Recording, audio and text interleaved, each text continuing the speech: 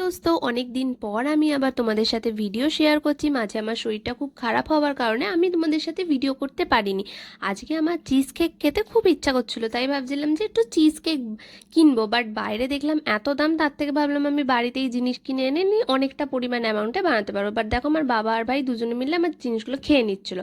তারপরে আমি একটা সুন্দর কাঁচের বোল নিয়ে নিয়েছিলাম, কারণ কাঁচের বোলে দিয়ে করলে চিজ কেকটা দেখতে অনেকটা খুব সুন্দর লাগে, ডেকোরেশনটা। তো ফার্স্টে আমি ওটা ভালো মতো করে ধুয়ে মুছে নিয়েছিলাম। আর আমি কেনার মধ্যে কিনেছিলাম বারবান বিস্কুট, পনির, ফ্রেশ ক্রিম, মিল্কমেড, তার সাথে ছিল ডেয়ারি মিল্ক। তো ফার্স্টে আমি কি করেছিলাম যে আমি বারবান বিস্কুটগুলোকে সব কটার সাথে ক্রিমটাকে আলাদা করে নিয়ে বিস্কুটগুলোকে ভালো মতো করে গুঁড়ো করে নিয়েছিলাম। দেন ওই বিস্কুটের গুঁড়োগুলোকে মেল্টেড বাটার দিয়ে ভালো মতো করে একটু মিক্স করে সেটা একদম বেস লেয়ারটা তৈরি করে নিয়েছিলাম। বেস লেয়ার তৈরি করার পর আসছে আমাদের মিডিল লেয়ারটার জন্য আমি নিয়ে নিয়েছিলাম পনিরটাকে ভালো মতো করে গ্রাইন্ড করার পর আমি তার সাথে একটু ফ্রেশ ক্রিম অ্যাড করে দিয়েছিলাম।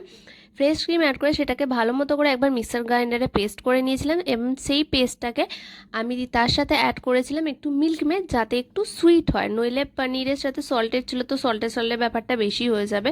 তারপর আমি মিল্কমেড অ্যাড করার পর ভালো মতো করে ওটাকে একবার গ্রাইন্ড করে নিয়েছিলাম। দেন সেই মিক্সারটাকে আমি যে বিস্কুটের লেয়ারটা নিয়েছিলাম তার উপরে ভালো মতো করে একটু লেয়ারটাকে সুন্দর করে তোমাদেরকে সমান করে করে নিতে হবে।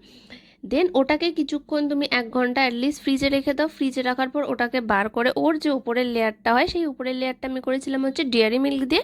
ডেয়ারি মিল্ক তার সাথে হচ্ছে ফ্রেশ ক্রিম, ওটাকে একসাথে মিক্স করে আমি ওই লেয়ারটার ওপরে ভালো মতো করে ওই লেয়ারটাকে পুরো সমানভাবে স্প্রেড করে দিয়েছিলাম। স্প্রেড করার পরে আমি সেই পুরো ব্যাপারটাকে আমি ফ্রিজে রেখে দিয়েছিলাম 6 থেকে 7 ঘন্টা। 6 থেকে 7 ঘন্টা পর আমি যখন ওটা বার করেছিলাম তো চিজ কেক আমার রেডি ছিল।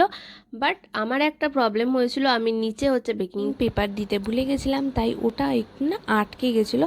বাট যাই হোক, খেতে ওভারঅল খুব ভালো হয়েছিল। দেখা হচ্ছে নেক্সট